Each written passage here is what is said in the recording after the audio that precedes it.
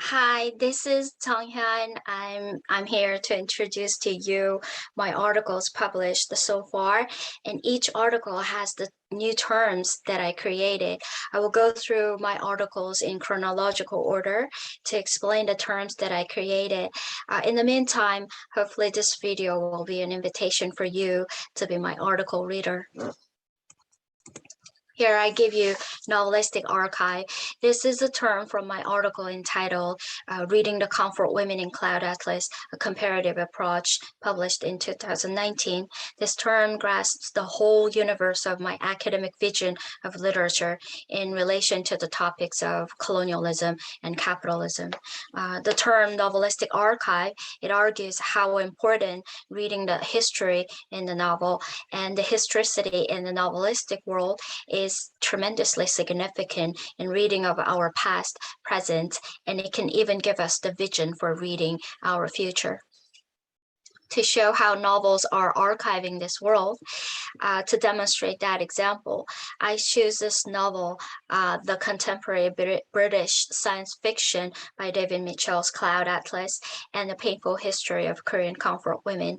I found an allegorical connection between these two narratives. In the conclusion of this article, I emphasize how significant the reader's role is, because the reader is the one who stands in between these two incommensurate words to be more strongly connected.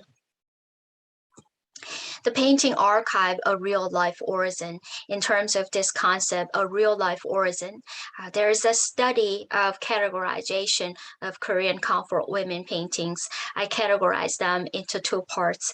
Firstly, testimonial, and secondly, abstract. Testimonial art depends more on historically factual, objective elements in the paintings. And there's another group of paintings that I called abstract art.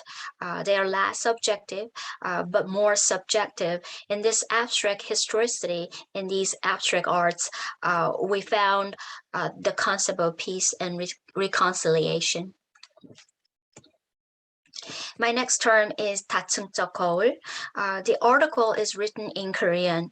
In English abstract, I translate this term 다층적 거울 to aesthetically realistic. It means the Schiller novel Oscar Wilde's The Picture of Dorian Gray. It contains multi-layered social criticism that can reflect allegorical discussion of British imperialism, the criticism of Hippocratic Schiller lifestyle of British upper class, and this conflict between 19th century law and literature. I believe that 다층적 거울, this term, is another name of my novelistic archive or real-life origin, because it shows how novels and art can function as a form of social critique. Now we're moving on to the dimension of poetry. The next terms are tragic lyricism and tragic pastoral or tragic lyrical ballad, from a suggestive discourse on YouTube videos, a comparative approach. These terms represent a unique genre of colonial poem discovered in Korean poem Iukse's Green Grapes. We call it 청포도. It is a specific poetry genre that contains national allegory, how national misery was represented in this mystical, magical, and lovely, sweet, vivid diction of what I call tragic lyricism. This oxymoron function as a kind of style of colonial poem genre. This colonial issue continues in my term, colonial repetition. I read colonial repetition as what I call third world textual aesthetics. It is the study of Frederick Jameson in Korean context. I apply his theory to Korean poem 이상's 오감도. I discovered this political signature in Crow's Eye view, the colonial repetition in this rectangular structure. The colonial repetition is about the colonial structure. Colonial repetition is the duplication of words, phrases, and sentences in the third world text. This is significant because this linguistic repetition serves to evince the representativeness of a personal narrative. Colonial repetition is the symptomatic performativity of a text. And in 오감도, this rectangular structure produced by colonial repetition function as a political national allegory. In the conclusion of this article, you will see this painting. I show this painting of Isang, his self-portrait, as an example of colonial modernism. I have a serial study of colonial repetition. It is called colonial vortex. Colonial vortex is the circular texture performativity produced by linguistic repetition that is shown in this article to be common to selected texts, James Joyce, An Encounter, and Wang Bigwan's Losing the City.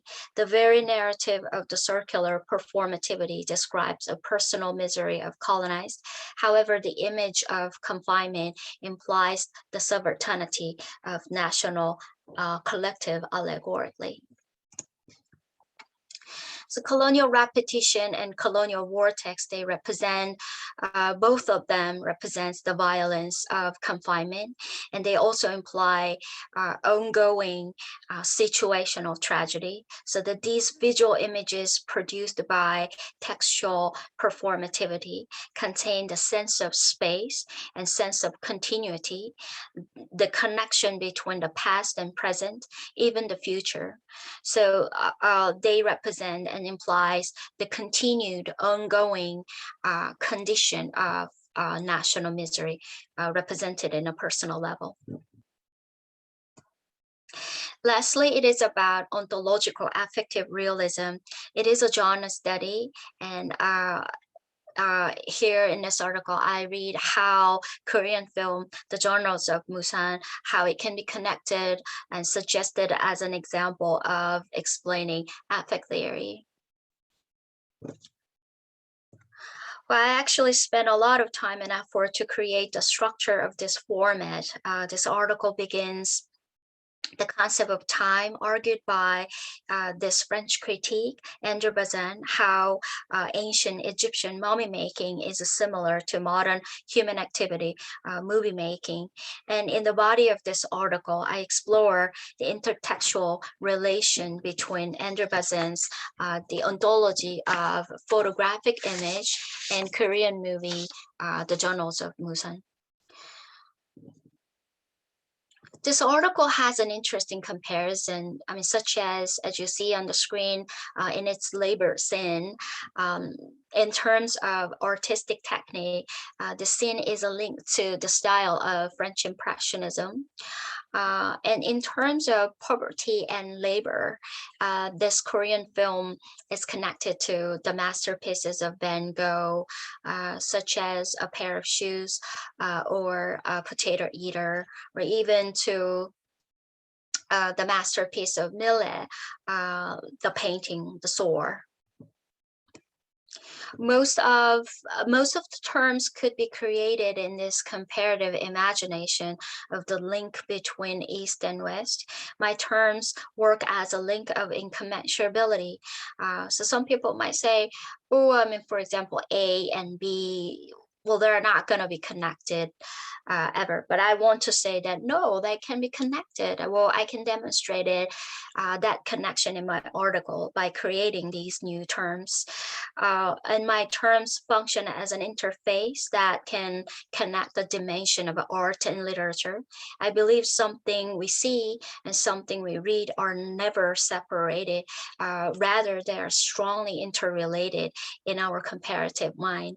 I try to argue this belief in my discourse of what I call word literature in intertextuality, or horizontal reading, or combinational reading, or symmetrical comparability. All these case studies in my articles collectively would be called a kind of examples of reader response theory. I presented various types of case studies, I believe. In broader sense, it is all about this one topic, what is comparative reading? Here I give you my academic conviction. Comparative reading makes an affectively illiterate era affectively fluid.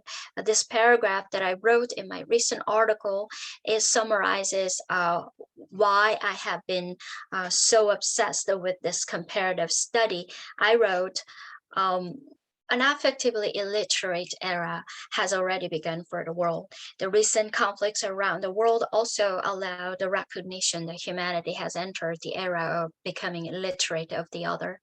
In other words, people of different races, cultures, political orientations, and levels of wealth are increasingly refusing to read each other.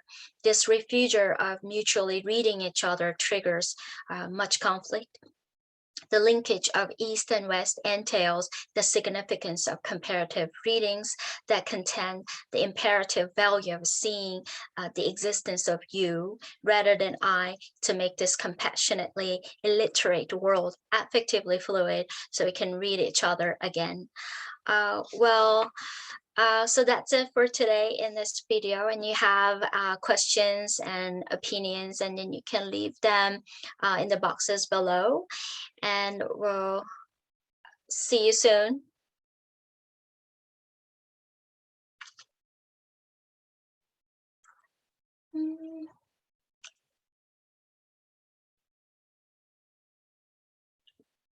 Bye.